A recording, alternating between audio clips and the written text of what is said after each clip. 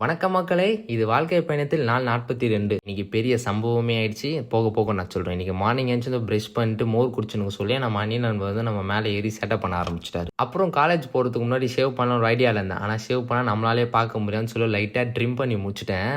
என் ஃபேஸ்லேயே தெரியும் அது எனக்கு எவ்வளோ கேவலமாக இருந்தது. சரி, அதுக்கப்புறமா ஃப்ரெஷ்ஷாக குளிச்சுட்டு சாப்பிட்டு காலேஜ் போக ரெடி ஆயாச்சு. சரி, வீடியோ ஸ்டார்டிங்கில் ஒரு சம்பவம் ஆயிடுச்சுன்னா அது என்னன்னா, இனிமேல் நம்ம போட போகிற உலகில் காலேஜ் சுத்தமாக வராது. அது ரீசன் சொல்லணும்னு தோணுது, ஆனால் சொல்ல முடியாத ஒரு சூழ்நிலை. மன்னிச்சுக்கோங்க, நீங்கள் புரிஞ்சுப்பீங்கன்னு நினைக்கிறேன். சரி, அதை விடுங்க. அது ஒரு காலேஜ் முடிஞ்சு நம்ம ஸ்ட்ரெயிட்டாக கிளாஸ் போயிட்டு உடனே பார்த்தா இந்த குட்டி பசங்க நல்லா ஆடிட்டு உட்காந்துருந்தாங்க. அதுமா ஒரு வேலை வந்து ஒரு பேண்ட் வாங்கணும். ஒரு 4-5 கடை ஏரியாருன்னா நாங்கள் நினைக்கிற பேண்ட்டு கிடைக்கும். அதுக்கப்புறமா நான் நண்பர் கூட கிளாஸுக்கு வந்தாச்சு. திருப்பி இவர் ஏதோ முக்கியமான விஷயம் ஒன்று சொல்லணுமா, நீங்களே கேளுங்களேன்.